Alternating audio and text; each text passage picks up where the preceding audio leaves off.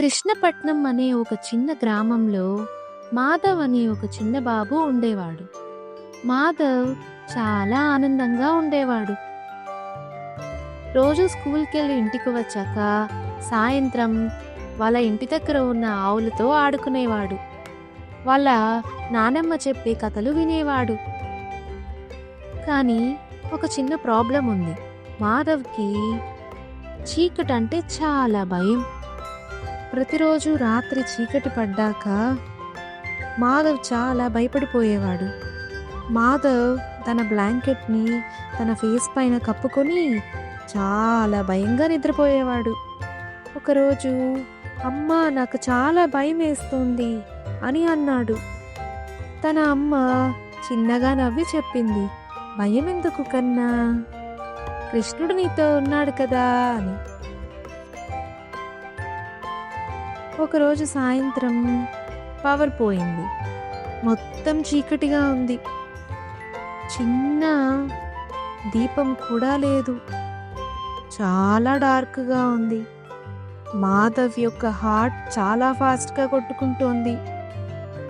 అప్పుడు మాధవ్కి తన నానమ్మ చెప్పిన మాటలు గుర్తుకు వచ్చాయి.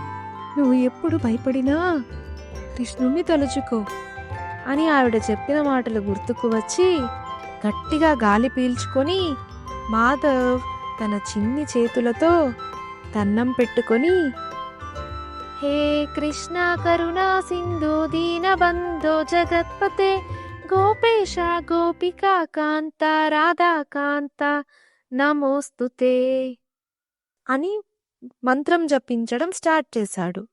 ఫస్ట్ తన గొంతు చిన్నగా వణుకుతూ వచ్చింది. కానీ తర్వాత నెమ్మదిగా మనసులో ఉన్న భయమంతా పోయి హ్యాపీగా పాడుతున్నాడు. హే కృష్ణ కరుణా సింధు దీన బంధో జగత్పతే గోపేశ గోపికా కాంత రాధాకాంత నమోస్తుతే. తర్వాత ఆపకుండా మంత్రం మళ్ళీ పాడుతూనే ఉన్నాడు. అప్పుడు తనలో ఒక మ్యాజిక్ వచ్చింది. తన రూమ్లో చిన్నగా లైట్ రావడం మొదలుపెట్టింది. తర్వాత తన రూమ్ మొత్తం వెలుగొచ్చి కృష్ణుడు కనిపించాడు. అప్పుడు కృష్ణుడు ఇలా అన్నాడు, భయం ఎందుకు మాధవ్? అప్పుడు మాధవ్ ఆశ్చర్యపోతూ, నాకు చీకటంటే చాలా భయం. కృష్ణుడు నవ్వి, నువ్వెప్పుడు నన్ను తలుచుకున్నా నేను నీతోనే ఉంటాను అని అన్నాడు. తర్వాత కాసేపటికి కృష్ణుడు మాయమైపోయాడు. మాధవ్కి చాలా ధైర్యం వచ్చింది. తన భయమంతా కరిగిపోయింది. తనిప్పుడు స్ట్రాంగ్గా, బ్రేవ్గా, పీస్ఫుల్గా ఉన్నాడు. ఆ రోజు రాత్రి నుంచి ఎప్పుడు తనకి చీకటి కనిపించినా మాధవ్ నవ్వుతూ ఆ మంత్రాన్ని జపిస్తూ ఉన్నాడు. ఇప్పటి నుండి అదే తన సీక్రెట్. కృష్ణుడు మనతో ఎప్పుడూ ఉంటాడు. నువ్వు నమ్మకంతో తన్ని తలుచుకుంటే నీ భయాలన్నీ పోతాయి.